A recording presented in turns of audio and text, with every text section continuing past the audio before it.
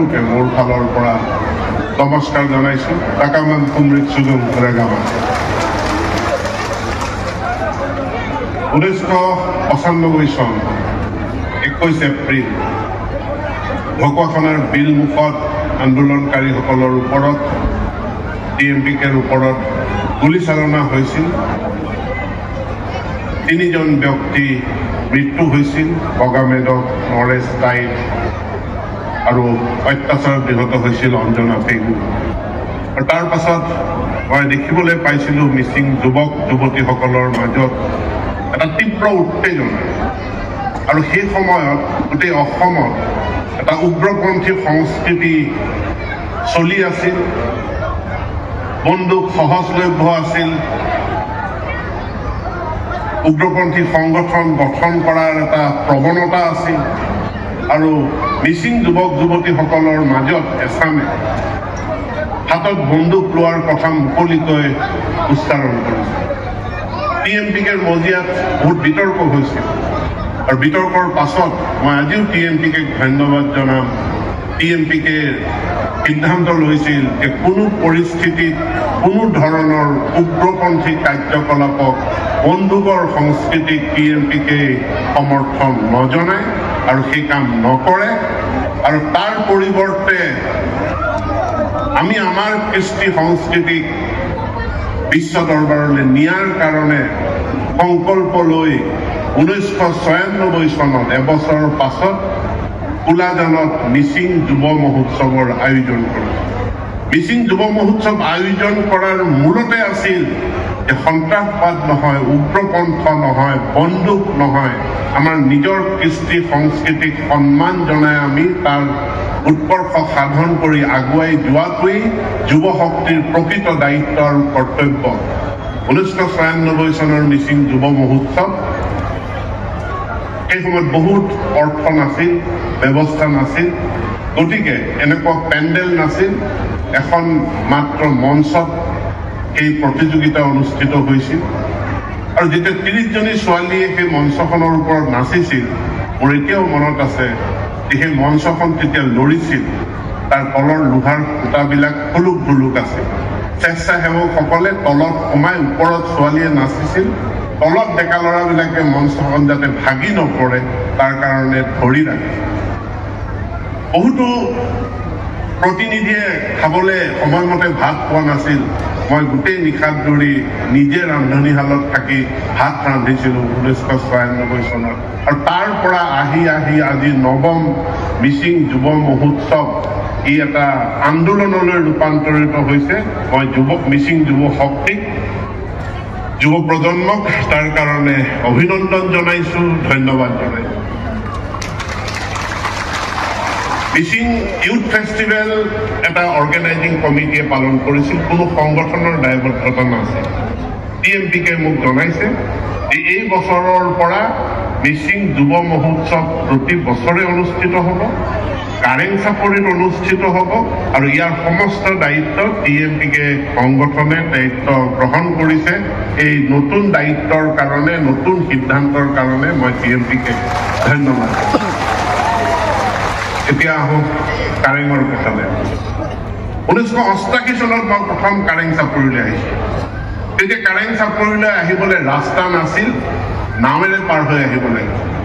আৰু তেতিয়াৰ কাৰেং চাপৰিলৈ আহিলে একেদিনাই ঘূৰি যোৱাৰ কথা চিন্তা কৰিব নোৱাৰি, ৰাতিটো থাকি যাব লগা হৈছিল। 1988 চনৰ বিধ্বংসী বানপানীৰ পাছত মই সতীৰ্থসকলৰ লগত আহি এনিশা কাৰেং চাপৰিত থাকি গৈছিল। ইয়াৰ পাছত বগীবিল দলং আৰম্ভ হ'ল। আৰু দলং আৰম্ভ হোৱাৰ পাছত কাৰেং চাপৰিৰ জীৱনলৈ বহুত ডাঙৰ পৰিৱৰ্তন আহিল। আমি নদী পাৰ হ'ব লগা, ফুটি পাৰ হ'ব লগা নহ'ল। আৰু আজি আমি এই কাৰেং চাপৰিত এনেকুৱা সুবিশাল অনুষ্ঠিত কৰিবলৈ সক্ষম হৈছোঁ। কেৱল সেয়াই নহয়, 2017 চনত প্ৰধানমন্ত্ৰী নৰেন্দ্ৰ মোদী ইয়ালৈ আহিল। এই কাৰেং চাপৰিত আজি আমি ইয়ালৈ অহা ৰাস্তাটোৰ সিপাৰেই 3খনকৈ হেলিপেড আছে। মই সকলোকে অনুৰোধ জনাইছোঁ এই 3খন হেলিপেড ভাৰতবৰ্ষৰ প্ৰধানমন্ত্ৰী নৰেন্দ্ৰ মোদীৰ স্মৃতিত তেখেতৰ বগীবিল দলং উন্মোচনৰ স্মৃতিত ইয়াক খুব সুন্দৰভাৱে কাৰেঙৰ ৰাইজে যাতে ইয়াক সংৰক্ষিত কৰি ৰাখে তাৰ কাৰণে মই আহ্বান জনাইছোঁ। বিত্তমন্ত্ৰী ডক্টৰ হিমন্ত বিশ্ব শৰ্মা ডাঙৰীয়াই মোলৈ ফোন কৰি কৈছিল যে কাইলৈ মই পৰহিলৈ মই ধেমাজিত থাকিম আৰু ধেমাজিৰ এখন মই মিচিং গাঁৱত থাকিব বিচাৰোঁ। মোৰ কাৰণে এটা হাহাকাৰ অৱস্থা যে অসমৰ বিত্তমন্ত্ৰী থাকিব এখন মিচিং গাঁৱত থাকিব, ক'ত ৰাখিম হাতত মাথো সময় এটা দিন। আৰু তাৰ মাজত মই তেতিয়া সাংসদ প্ৰদান বৰুৱাৰ লগত আলোচনা কৰিছিলোঁ, ভুৱন পেগুৰ লগত আলোচনা কৰিছিলোঁ আৰু মই এইটোও জনাইছিলোঁ, মুখ্যমন্ত্ৰীয়ে মোক এইটো কথাও জনাইছিলে, মানে তেতিয়াৰ বিত্তমন্ত্ৰীয়ে মোক এইটো কথাও জনাইছিলে, মোক কোনো আধুনিক ব্যৱস্থা নালাগে, টিউবৱেল এটাৰ পাৰত মই গা ধুব পাৰিম, মোক অলপ আৰবেৰ থকা এটা শৌচালয় হ'লেই হ'ল আৰু থকাটো মই মিচিং মানুহৰ চাংঘৰতে থাকিম। এই কথাও মই সাংসদ প্ৰদান বৰুৱাক জনাইছিলোঁ, ভুৱন পেগুক জনাইছিলোঁ আৰু জনোৱাৰ পাছত আমি এখন গাঁও নিৰ্বাচন কৰিছিলোঁ, যিখন গাঁৱত আমাৰ এতিয়াৰ জনপ্ৰিয় মুখ্যমন্ত্ৰী ডক্টৰ হিমন্ত বিশ্ব শৰ্মা ডাঙৰীয়া, তেতিয়াৰ বিত্তমন্ত্ৰী, তেখেতে নিশাটো কটোৱাৰ কাৰণে এখন আমি গাঁও নিৰ্বাচন কৰিছিলোঁ। আজি হয়তো বহুতৰে মনত নাই, সেই গাঁওখন বেলেগ কোনো নহয়, সেই গাঁওখন এই কাৰেং গাঁও। এই কাৰেং গাঁৱতে তেখেতে 2017 চনত এটা নিশা কটাই গৈছিল।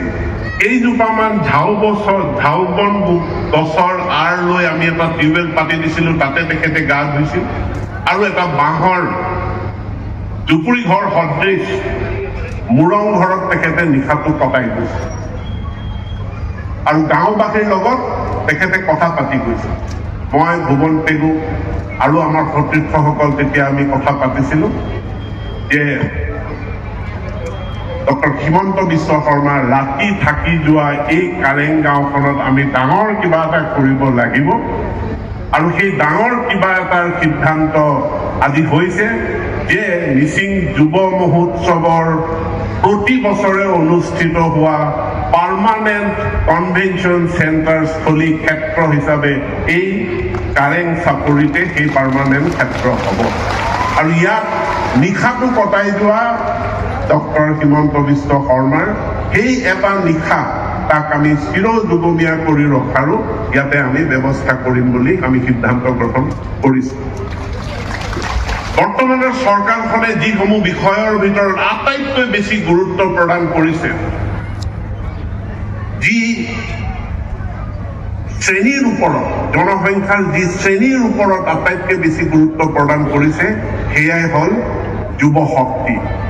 আৰু এই যুৱ শক্তিক লৈ আমি এখন নতুন ভাৰত, এখন নতুন অসম ৰচনা কৰাৰ সপোন দেখিছোঁ।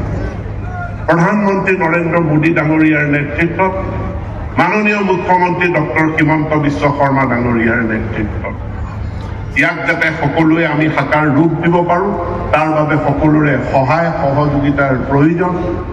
তাৰ বাবে আমাক শৃংখলাৰ প্ৰয়োজন, তাৰ বাবে আমাক নিয়মানুৱৰ্তিতাৰ প্ৰয়োজন, তাৰ বাবে আমাক নিজৰ কৃষ্টি সংস্কৃতি সভ্যতা পৰম্পৰাৰ প্ৰতি সন্মান প্ৰয়োজন। সেই সন্মানেৰে মিচিং যুৱ মহোৎসৱ আগুৱাই যাওক, মিচিং যুৱ মহোৎসৱ এক বিশাল সৃষ্টিশীল অনুষ্ঠানলৈ ৰূপান্তৰিত হওক, তাকে কামনা কৰি পুনৰবাৰ আপোনালোক সকলোকে মোৰ ফালৰ পৰা ধন্যবাদ জ্ঞাপন কৰি মোৰ বক্তব্য সামৰণি মাৰিছোঁ।